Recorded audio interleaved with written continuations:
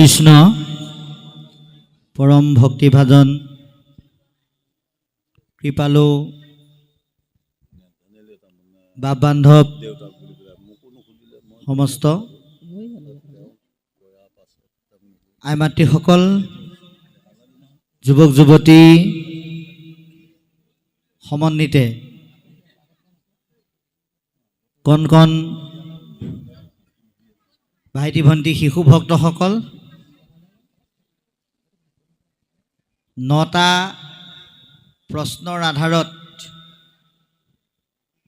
এই কথাখিনি চলি আছে। এতিয়া আমি খন্তেক সময় বিৰতিৰ অন্তত পুনৰ আপোনাসৱৰ মাজত উপস্থিত হৈছোঁ। ইতিমধ্যে আপোনালোকে গম পালে 9টা প্ৰশ্ন কৰিলে যে আমি অকণমান উভতি যাব বিচাৰিছোঁ এই বিষয়লৈ সোমাই যোৱাৰ আগত। সুন্দৰকৈ কৈছিল,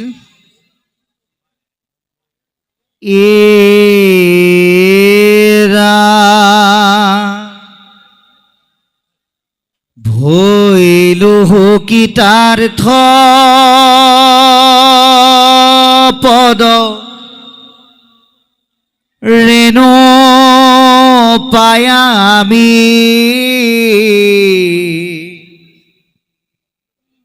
জানিলো আজি হে মুত তুষ্ট কৃষ্ণ স্বামী। এৰা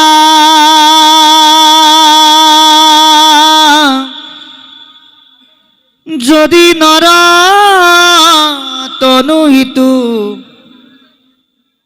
জীৱনয়থিৰ তাহাতো দুৰ্লভ মানুহ মনুষ্য শৰীৰ। এৰা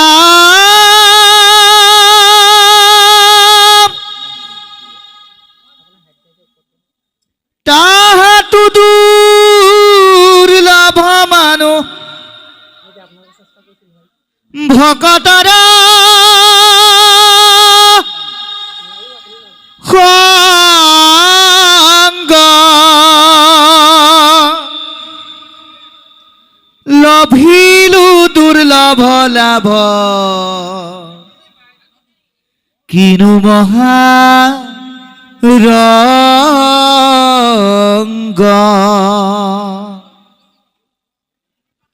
ভকতৰ সংগৰ সুখময় আনন্দতেই আত্মাকাৰ হৈ যি 9টা প্ৰশ্ন কৰিলে তাৰে এতিয়া উত্তৰ দি আছে। ইতিমধ্যে বহুখিনি পাঠ গ'ল। ইয়াত আমাক অতি সুন্দৰকৈ কৈছে যে মানুহ, মানৱ আৰু নৰ, এটা বস্তুৰে 3টা নাম দিলে। খাই বৈ জীয়াই থাকি বিষয় বাসনাত মত্ত হৈ থকাজনক মানুহ বুলি কৈছে। তাৰপিছত খাই বৈ জীয়াই থাকি বিভিন্ন জ্ঞানক উপলব্ধি কৰি ব্যৱহাৰিক জীৱনত পালন কৰি জনমানসৰ উপকাৰ সাধন কৰাজনক মানৱ বুলি কৈছে। এজনে এটা জীৱৰে দেই। তাৰপিছত মানুহৰ জীৱনটো সফল হিচাপে উপলব্ধি কৰি শাস্ত্ৰ আৰু গুৰুৰ জ্ঞানক অনুধাৱন কৰি ভকতৰ সংগত কৃষ্ণৰ ৰস ল'বৰ কাৰণে আগবঢ়া ব্যক্তিজনক নৰ বুলি কৈছে। আৰু ঈশ্বৰৰ কৰ্ম সৎসংগৰ যোগেদি আহৰণ কৰি সাধ্য অনুসাৰে সেৱাৰ মনোভাৱেৰে নিজে পালন কৰাৰ উপৰিও আনক বিলাই দিব পৰাজনক নৰৰ উত্তম নৰোত্তম বুলি কৈছে। এটা কথা হ'ল নিজকে নৰলৈ উন্নীত কৰি নৰোত্তম হ'বলৈ হ'লে আমি এই পৃথিৱীলৈ অহা লক্ষ্য উদ্দেশ্য বুজিব লাগিব। পৃথিৱীলৈ অহাৰ মূল লক্ষ্য উদ্দেশ্য কি? সৎসংগ আৰু ঈশ্বৰ ভক্তি। সেইকাৰণে মহাপুৰুষ মাধৱদেৱে সকলোকে বুজিবৰ কাৰণে মাত্ৰ দুটা ৰাস্তা দেখুৱালে। হে ভাৱক ভাই ভজ ভগৱন্ত ভক্তি ভাৱে, ভগৱন্ত ভজিয়া পৰম গতি পাৱে। নভজিলে ভগৱন্ত নভজি চলয় যম থাৱে। ৰাস্তা মাত্ৰ দুটা। ভগৱন্তক ভকতি কৰি ভজনা কৰি নৰ হিচাপে উন্নীত কৰি নৰৰ উত্তম যিজনে উপলব্ধি কৰিব, সেইজনে এটা কামৰ দ্বাৰাই তিনিটা প্ৰয়োজন পূৰাব পাৰিব। যেনেকৈ অল্প ভোজনতে হোৱে কিছুমানৰ তুষ্ট বুলি কৈছে। অৰ্থাৎ আমি যে পিয়াহ লাগিলে পানী খাওঁ, ক্ষুধা নিবাৰণ কৰিবলৈ ভাত খাওঁ। এতিয়া আমি ভাতটো যেতিয়া খাওঁ কি বুলি খাওঁ? ভোক নিবাৰণ কৰোঁ বুলি ভাত খাওঁ। ভোক নিবাৰণ কৰোঁ বুলি আমি ভাত খোৱাৰ লগে লগে ইয়াৰ দ্বাৰা কিন্তু আমাৰ তিনিটা কাৰ্য আপোনা আপুনি হৈ যায়। ক্ষুধা নিবাৰণ হয়, শৰীৰে পুষ্টি পায় আৰু স্বাস্থ্যৰ যোগাত্মক প্ৰভাৱ পৰে। কিন্তু আমি শকত হওঁ বুলি বা স্বাস্থ্যৰ উন্নতি হওক বুলি আমি ভাত নাখাওঁ। ভাত আমি ভোক গুচক বুলিয়েই খাওঁ। কিন্তু আপোনা আপুনি খাদ্যই সেইখিনি কৰ্ম কৰাই দিয়ে। ঠিক ভকতিটো তেনেকুৱাই। যদি মনত প্ৰেম থাকে, ইয়ালৈ অহাৰ লগে লগে আপোনাৰ জীৱনৰ শ্ৰেষ্ঠ প্ৰয়োজনীয়তা প্ৰাপ্ত কৰিব পাৰিব। কি হ'ব? প্ৰেম ভক্তি বৃদ্ধি হ'ব। শ্ৰদ্ধাযুক্তভাৱে শুনিলে বিষয়ৰ পৰা মন আঁতৰ হ'ব আৰু ঈশ্বৰৰ কৃপা লাভ কৰিব। এই তিনিটা প্ৰয়োজন ভগৱন্তই আমাৰ পৰা নাইকিয়া কৰি প্ৰয়োজন সম্পূৰ্ণভাৱে পূৰাই দিয়ে। আৰু সেইকাৰণে আমি এটা কথা উপলব্ধি কৰিব লাগিব যে এই যে ঈশ্বৰৰ কৃপাখিনি কাৰ দ্বাৰা পায়? তেওঁৰ আমাক কৰা আশীৰ্বাদৰ দ্বাৰা পায়। সেইকাৰণে ইয়াক কি বুলি ক'লে? ঈশ্বৰৰ প্ৰসাদ বুলি ক'লে। এতিয়া আমি প্ৰসাদ মানে বহুতে কি ভাবোঁ? গুৰুজনাই সৃষ্টি কৰি দিয়া নামৰ বা পাঠৰ শেষত দিয়া কল, কুঁহিয়াৰ, মগু, বুট আৰু নাৰিকল তথা আদাৰ সংমিশ্ৰণৰ বস্তুটোকে আমি প্ৰসাদ বুলি ভাবোঁ। হয়, সেয়াও প্ৰসাদ। সেয়া গুৰুজনাৰ এক অনন্য সৃষ্টি। কিন্তু এই প্ৰসাদৰ মূল্য বুজিবলৈ হ'লে আমি আত্মাৰ প্ৰসাদৰ মূল্যও বুজিব লাগিব। প্ৰকৃততে প্ৰসাদ কি? প্ৰ মানে প্ৰভু, সা মানে সাক্ষাৎ, দ মানে দৰ্শন। প্ৰভুৰ সাক্ষাৎ দৰ্শন যেতিয়া হয় সেয়াই হ'ল প্ৰসাদ। আজি এই গৃহস্থৰ কৃপাত আপোনালোকৰ যোগেদি ভাগৱতৰ দ্বাৰা যি দৰ্শন হ'ল, এয়াহে প্ৰকৃততে প্ৰসাদ। গতিকে এই প্ৰসাদ আমি যিজনে অনুভৱ কৰিব পাৰে, উপলব্ধি কৰিব পাৰে, ল'ব পাৰে, সেইজন নৰৰ উত্তম নৰোত্তম বুলি আমাক কৈছে। আৰু এয়া ঈশ্বৰৰ কৃপাতহে সম্ভৱ হয়। আৰু সেইকাৰণে নিমি ৰজাই 9জন সিদ্ধক লগ পোৱাৰ লগে লগে অনুভৱ কৰিছিল, এৰা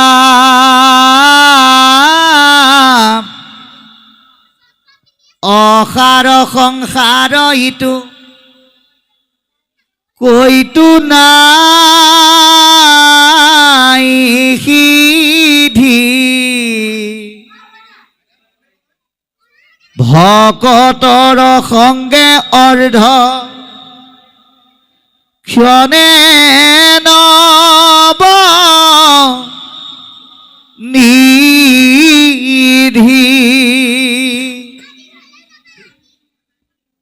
এই সংসাৰখন অসাৰ বুলি কৈছে। ইয়াত সিদ্ধি লাভ কৰিব পৰা বিকল্প ব্যৱস্থা নাই, কিন্তু ভকতৰ সংগই আমাক কি দিয়ে? ৰত্ন দিয়ে। কি ৰত্ন? হৰি নামৰ ৰত্ন। যি ৰত্ন পালে আমাৰ জীৱন সিদ্ধি হয়। অন্য বস্তুৱে সংসাৰত প্ৰকৃত সাৰময় বস্তু কেতিয়াও দিব নোৱাৰে।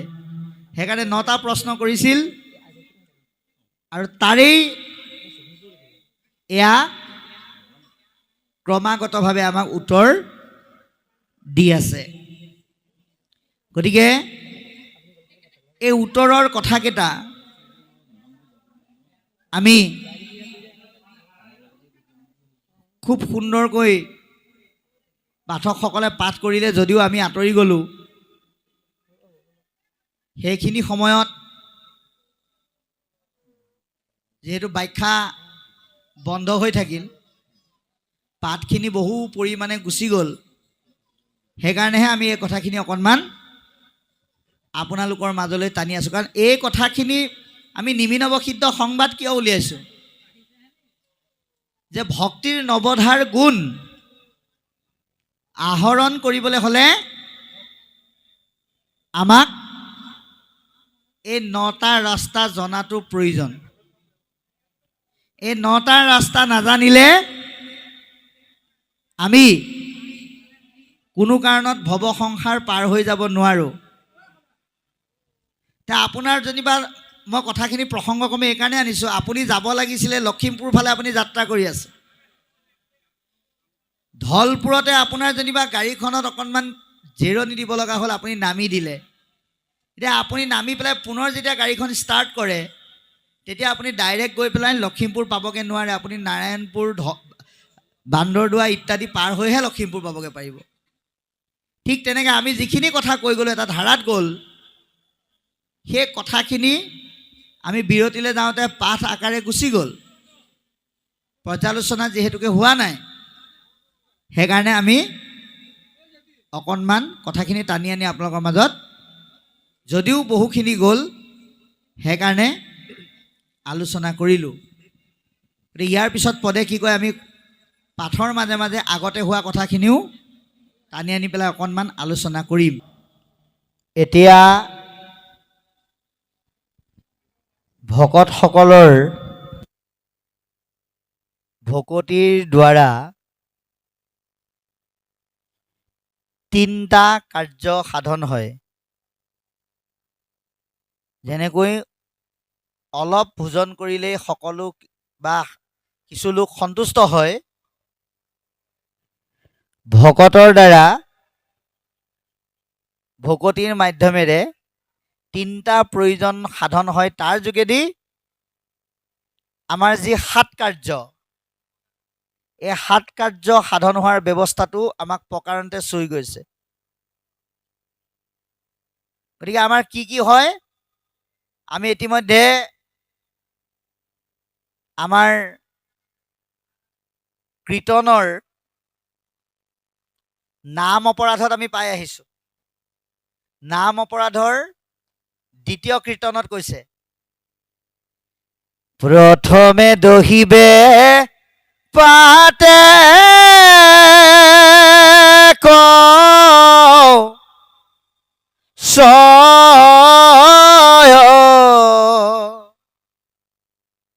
পুণ্য হইবে ভূদয়।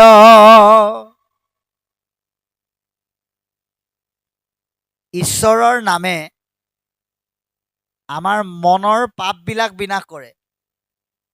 আজি যে আপোনালোক এই গৃহস্থৰ নিমন্ত্ৰণত আহিলে, ইয়াত বহাৰ লগে লগে এই শব্দ যিমান দূৰলৈকে গৈছে, সকলোৰে কাণত স্পৰ্শ হোৱাৰ লগে লগে কি হৈছে, পাপবিলাক বিনাশ হৈছে। এতিয়া আপোনালোকৰ প্ৰশ্ন আহিব, তেতিয়াহ'লে পাপ ক্ষয় কৰিবলৈ হ'লে সদায় ভকতৰ সংগলৈ যাব লাগিব। কিন্তু সদায় কেনেকৈ যাম? আমাকতো কোনোবাই নামাতিবও পাৰে। এতিয়া আপুনি দেহ আৰু মনৰ পাপ নাইকিয়া কৰিবলৈ হ'লে আপুনি নাম নিজেও আপোনাৰ হৃদয়ত অনা নিয়া কৰিব পাৰে। ৰাতিপুৱা কোনোবা এগৰাকী চোতাল সাৰি আছে, বাচন ধুই আছে, কিবা কৰি আছে, ঈশ্বৰৰ নাম গাই থাকক। কাপোৰ ধুই থকা চাবোনখিনিয়ে কাপোৰৰ মলিনতা যেনেকৈ নাইকিয়া কৰিব, আপুনি গোৱা নামে হৃদয়ৰ মলিনতা নাইকিয়া কৰিব। কোনোবা এজনে বাৰীত কোৰ মাৰি আছে, কোৰখনে লেতেৰাবিলাক নাইকিয়া কৰিব আৰু নামটোৱে হৃদয়খন চফা কৰিব। কাৰণ হৃদয়ত কি থাকে? নাম নোহোৱা হৃদয়ত কি থাকে? বোলে পাপ থাকে। গতিকে পাপ নিবাৰণৰ মূল মন্ত্ৰ কি? বোলে ঈশ্বৰৰ নাম। সেইকাৰণে নাম গাওক বা শুনক বা স্মৰণ কৰক, পাপবিলাক নাইকিয়া হৈ যায়। যেনেকৈ আন্ধাৰ নাইকিয়া হৈ গ'লে পোহৰ আহে, ঠিক তেনেকৈ আমাৰ হৃদয়ৰ পৰা যেতিয়া পাপ নাইকিয়া হ'ব, পুণ্যযুক্ত পোহৰে আমাক ক্ৰিয়া কৰিব। ৩ নম্বৰ কি হ'ব? উপজিবে বিষয়ত বীৰ কতি, কৃষ্ণত বাহিবে প্ৰেম ভকতি। এতিয়া বিষয় মানেনো কি? বিয়া বাৰু কৰাই ল'ৰা ছোৱালী জন্ম দিয়াটো বিষয় নহয়। যিটো আপুনি আমি এতিয়া যি বিবাহত আবদ্ধ হৈছোঁ, গুৰুজনায়ো বিবাহ কৰাইছিলে, গুৰুজনায়ো পুত্ৰ কন্যা জন্ম দিছিলে। তাৰ পিছতো পুত্ৰ জন্ম হোৱাৰ লগে লগে যেতিয়া খবৰ পালে, কি বুলি ক'লে? যে হে প্ৰভু, এইবিলাক যে মই সম্বন্ধ কৰিছোঁ, এয়া যে পুত্ৰ জন্ম দিছোঁ, এয়া তোমাৰ আদেশ পালন কৰি মই মাত্ৰ ইয়াৰ ৰখীয়াহে হৈছোঁ, বাকীবিলাক দায়িত্ব তোমাৰ। এই চিন্তাৰে যদি আমি কৰ্ম কৰোঁ, আমাৰ মনটো বিষয়ৰ পৰা আঁতৰি যাব। যেনেকৈ পদুম ফুল বোকাত ফুলিলেও বোকাই পদুমক লেতেৰা কৰিব কেতিয়াও নোৱাৰে, ঠিক বিষয়ৰ বাসনাই ভকতৰ হৃদয় কেতিয়াও লেতেৰা কৰিব নোৱাৰে। মনত বাহিবে প্ৰেম ভকতি, আৰু তেতিয়া আমাৰ মনৰ পৰা, মনৰ মাজত প্ৰেম আৰু ভক্তিৰ সৃষ্টি হ'ব। আজি যে আপোনালোক ইয়ালৈ আহিলে এনেই অহা নাই।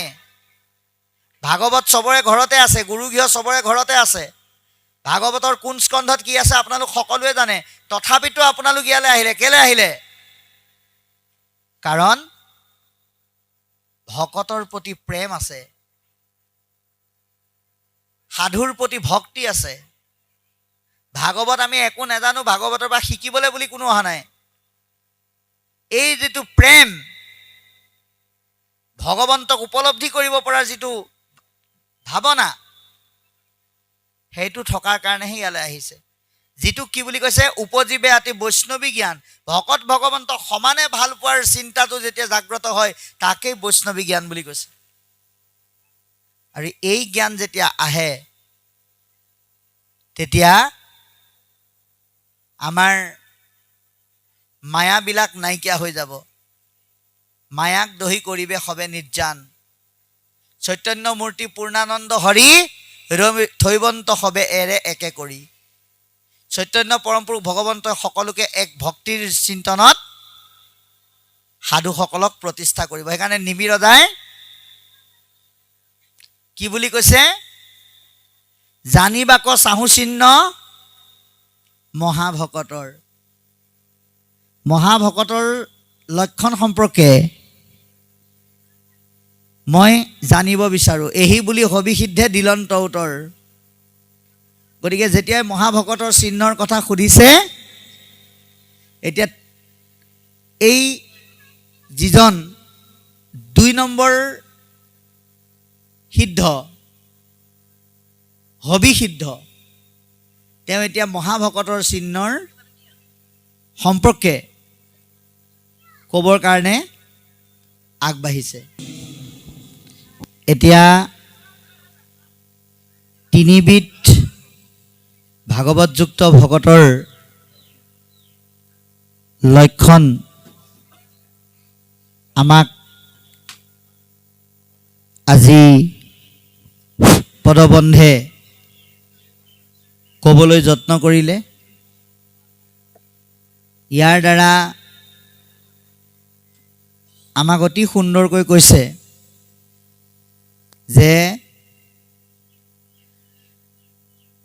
প্ৰাণী সমস্তক দেখে ঈশ্বৰৰ মূৰ্তি, অৰ্থাৎ একে আষাৰে যদি আমি কওঁ, ঈশ্বৰৰ মাজত সমস্ত জীৱক দেখা পায়।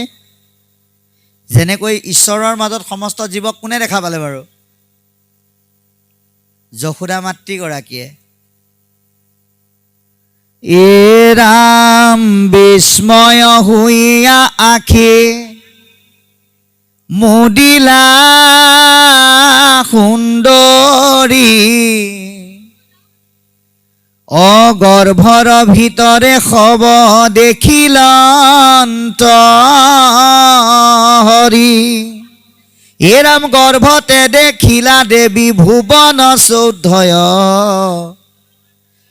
কৰিলন্ত স্তুতি আতি পৰম বিস্ময়। ঈশ্বৰৰ মাজতে সকলোকে দেখা পালে। এতিয়া আপোনালোকে যদি এই ভাগৱতখন এখন কিতাপ পঢ়ি আছে বুলি যদি দিনৰ পৰা ৰাতিলৈকে ভাবি থাকে, ইয়ালৈ অহাটো সাৰ্থক নহ'বই, বহাটোও সাৰ্থক নহ'ব। ভাগৱত কেৱল কিতাপ নহয়, কলিযুগত ভগৱন্তই বাংময় মূৰ্তি ৰূপে ইয়াত আছে। গতিকে ভাগৱতেই ভগৱন্ত। এই মান্যতা আমাক আজি পদবন্ধে জনাইছে। আৰু সেইকাৰণে আমি ঈশ্বৰৰ মাজত সমস্ত জীৱ আছে বুলি আমি ভাবিব লাগিব, বিশেষ বুলি একো ভাবিব নালাগে। তাৰপিছত প্ৰাণী সমস্তৰ মাজত ঈশ্বৰক দেখিব লাগিব। চাৰিমুঠি জীৱ আছে, উৰণ বুৰণ গজন ভ্ৰমণ, এই চাৰিমুঠি জীৱই ঈশ্বৰৰ অংশ বুলি ভাবিব লাগিব। আৰু চাৰিমুঠি জীৱক ঈশ্বৰৰ অংশ বুলি যিজনে ভাবিব, তেওঁলোকে আনন্দপূৰ্ণ অনুষ্ঠানবিলাক, বিয়া বাৰু জন্মদিন অন্নপ্ৰাশনত কিনো কাৰণত জীৱ জন্তু হত্যা কৰি অনুষ্ঠানৰ নামত কোনো কাৰণত পাৰ্টি দিব নোৱাৰিব, যিসকলে পৰম পুৰুষ ভগৱন্ত বুলি সমস্ত জীৱকে ভাবিব পাৰে। এতিয়া বহু জেগাত কি কৰে, নিজৰ আনন্দপূৰ্ণ অনুষ্ঠানত বিভিন্ন ধৰণে জীৱ জন্তু হত্যা কৰি ফূৰ্তি কৰা দেখিবলৈ পোৱা যায়। আপুনি আমি দকে যদি ভাবোঁ, এটা জীৱ সৃষ্টি কৰা বা জীয়াই তোলাৰ আমাৰ অধিকাৰ নাই, তেনেস্থলত শ শ হাজাৰ হাজাৰ জীৱ হত্যা কৰাৰ অধিকাৰো আমাৰ নাই, নিজৰ সুখৰ কাৰণে। কাৰণ সকলোতে ঈশ্বৰ আছোঁ বুলি কৈছে। এতিয়া আপোনালোকে জানি পেলাই আচৰিত হ'ব, যিবিলাক জীৱ আমি হত্যা কৰি সিহঁতৰ দেহৰে উদৰ পৰাও, সেই আত্মাবিলাক বোলে নৰকত ৰৈ থাকে। কেলে? বোলে আপোনাক কাটিবৰ কাৰণে। তৃতীয় স্কন্ধ ভাগৱতত কৈছে, ডাঙৰ ডাঙৰ কুঠাৰ লৈ পেলাই ৰৈ থাকে।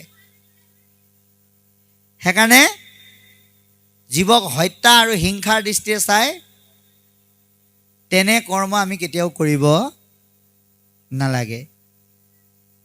তাৰপিছত কৈছে সমস্ত ঐশ্বৰ্যৰ মাজত ঈশ্বৰক দেখিবলৈ কৈছে। এতিয়া আপুনি আমি যিমানবিলাক ঘটিলোঁ,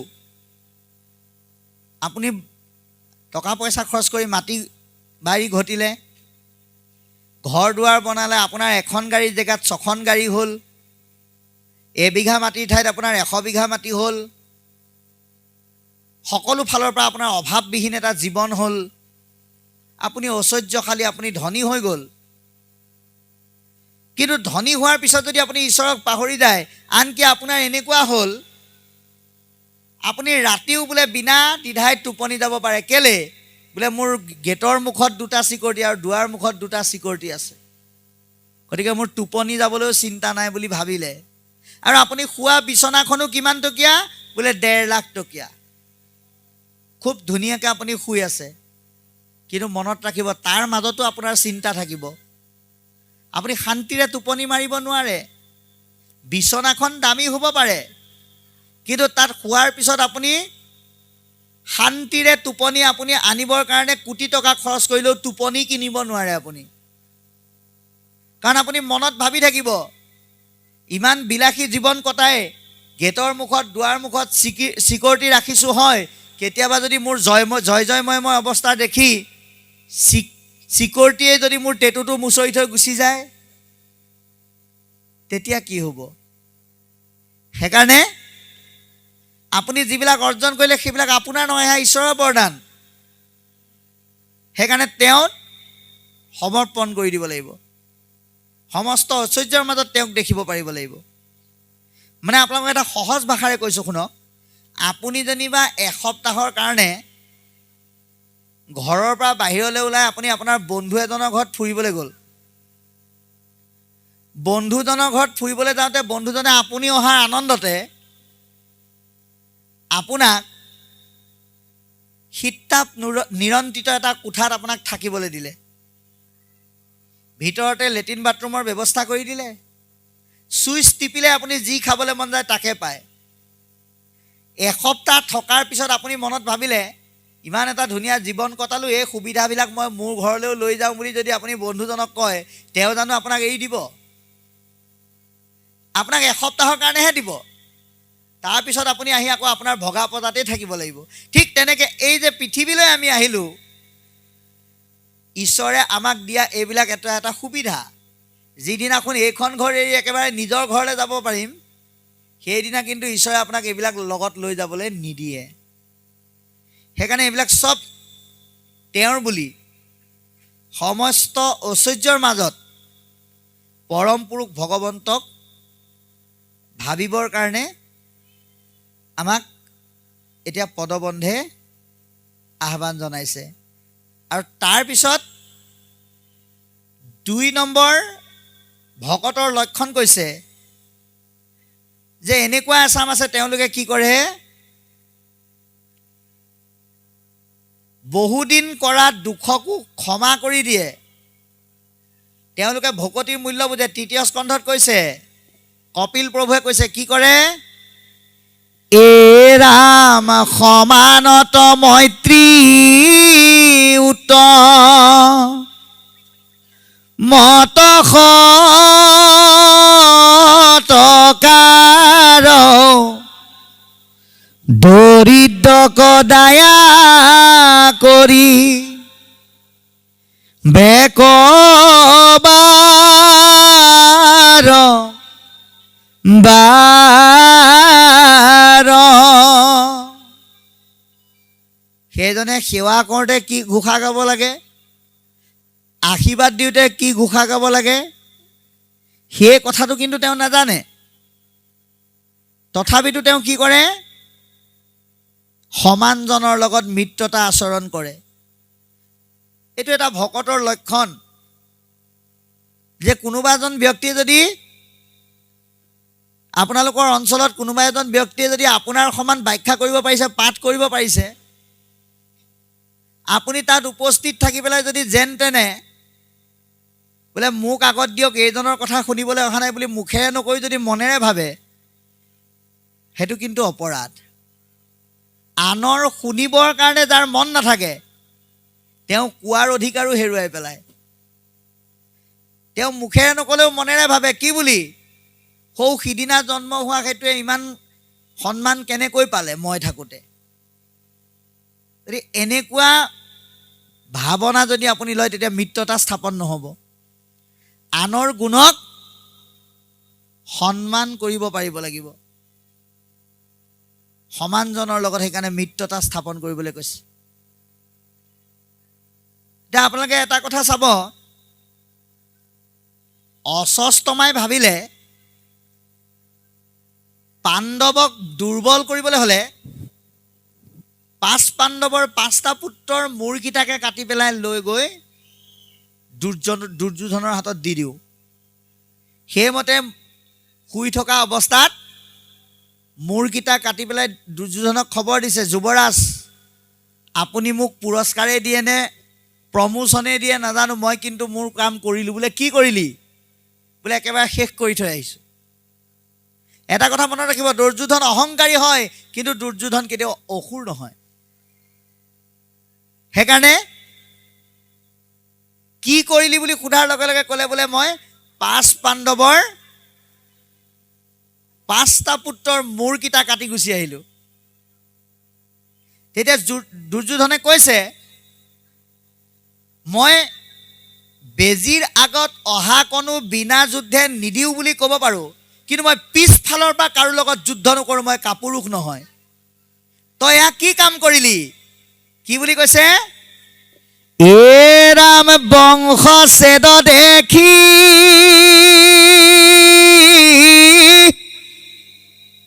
ভয়ে দুৰ্যোধনে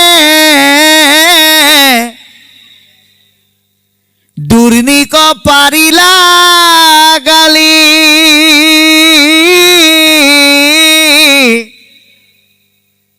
কদৰ্থি মাৰিবে মোক ভীমে বুলি, থাকিলা মাথায়া স্ফালি।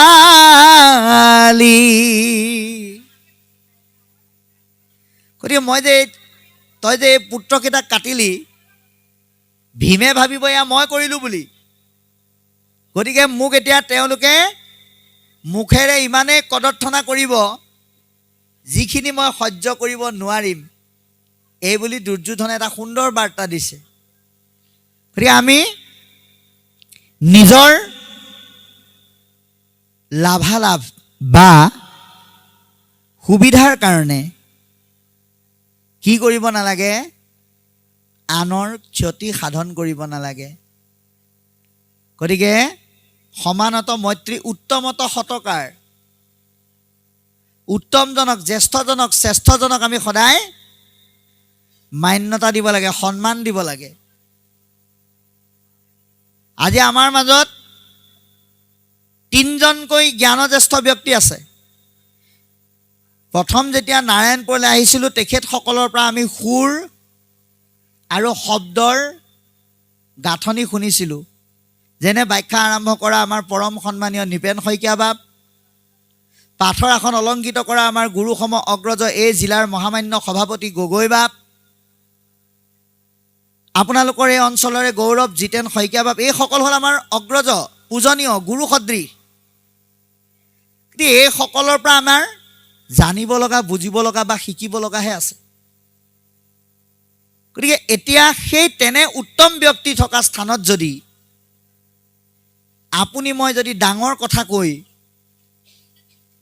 তেওঁলোকতকৈ আমি বেছি জানো বুলি যদি আগবাঢ়িবলৈ যাওঁ, তেতিয়াহ'লে ভকতিটোত কামত নাহিব। সেইকাৰণে শাস্ত্ৰত এটা কথা কৈছে, কলি যুগত ভকতি কৰা ব্যক্তি 2 প্ৰকাৰৰ। এক প্ৰকাৰে অন্তৰৰ পৰা কৰে, এক প্ৰকাৰে মনৰ পৰা নকৰে, মুখেৰে কৰে। কেনেকৈ কৰে চাব। বোলে বাপজন অফিচলৈ গ'ল, ল'ৰা ছোৱালীকেইটা স্কুললৈ গ'ল, আৰু তেওঁ মনে মনে ভাবিছে যে মই তলাটো মাৰি পেলাই অকণমান গাঁৱৰ পৰা তামোল এখন খাই আহোঁগৈ। তেনেকুৱাতে কোনোবা এজন ভকতে দুৱাৰ মুখত গৈ কলিং বেল টিপি পেলাই ক'লে, বোলে বৰুৱা আছেনে? লগে লগে আইগৰাকীয়ে মনেৰে ভাবিলে, এই চাহৰ কানিয়াটো এতিয়াহে আহি পালেহি। আৰু মুখেৰে লগে লগে কৈ দিলে, কৃষ্ণ প্ৰভু আপুনি আমাৰ ঘৰলৈ আজি আহিল, ৰাতিপুৱাৰ পৰা আপোনাৰ কথা ওলাই আছে, আপুনি মানুহ নহয়, আপুনি ভকত, আপুনি ভকত নহয়, আপুনি ভগৱান বুলি দীঘলকৈ যদি সেৱা কৰে, সেইটো হ'ল কলিৰ বোলে কপটীয়া ভকত।